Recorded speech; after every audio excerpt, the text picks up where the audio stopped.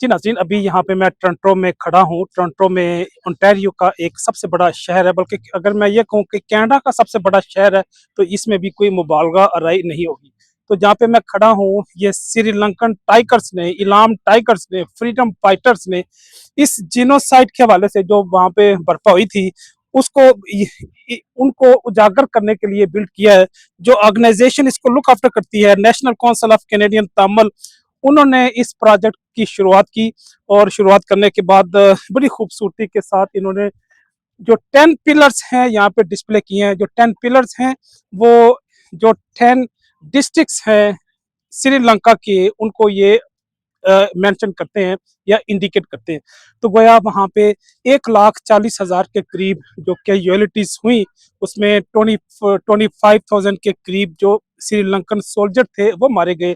27,000 के करीब जो टाइगर्स थे, फ्रीडम फाइटर्स थे, वो मारे गए। इसके साथ साथ 50,000 के करीब जो सिविलियन थे, वो मुख्तलिफ ऑपरेशंस में, मुख्तलिफ जो उनकी फाइटिंग थी उसमें मारे गए। तो गोया यहाँ पे कनाडा के अंदर भी जो इन्होंने ये मोनूमेंट तमीर की है, ये भी कोई सेफ नहीं है। इसकी सेफ्टी के लिए भी इन्होंने सिक्योरिटी का बंदोबस्त किया हुआ है। मेरे सामने सिक्योरिटी गार्ड है जो इसकी सेफ्टी को अश्योर करते हैं। तो गोया ये जो सेफ्टी गार्ड है, ये इसी मोनूमेंट की, इसी बिल्डिंग की सेफ्टी के लिए यहाँ पे डिप्लॉय किए गए हैं, ताकि जो एक्सट्रीमिस्ट हैं, जो श्रीलंकन गवर्नमेंट के डिप्लॉयड फोर्सेस हैं, वो इसको हर्ट ना करें, इसको डैमेज ना करें। तो गोया कनाडा की आज़ादी के साथ जो 1 जुलाई 1867 में जब कनाडा मार्च से वजूद में आया, उसके साथ साथ मैं समझता हूँ कि कश्मीर को भी, खालिस्तान को भी, मियांमार को भी, चचनिया को भी, फ़लस्तीन को भी किसी न किसी सतह पे आज़ादी मिलनी चाहिए।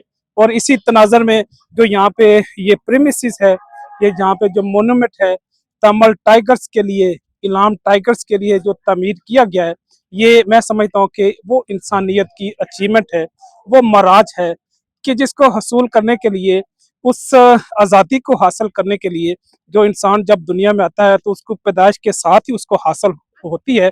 लेकिन कई सारी फोर्सेस, कुव्वतें, हुकूमत, सरकार, ग्रुप्स, वो किसी न किसी शक्ल में आपसे जब छीन लेते हैं, तो आपको उसको वापस लेने के लिए भी बड़ी जद्दोजहद और तकद्दुम करनी पड़ती है। खून और पसीने बहाने के बाद आपको फिर आज़ादी की नेमत हासिल होती है।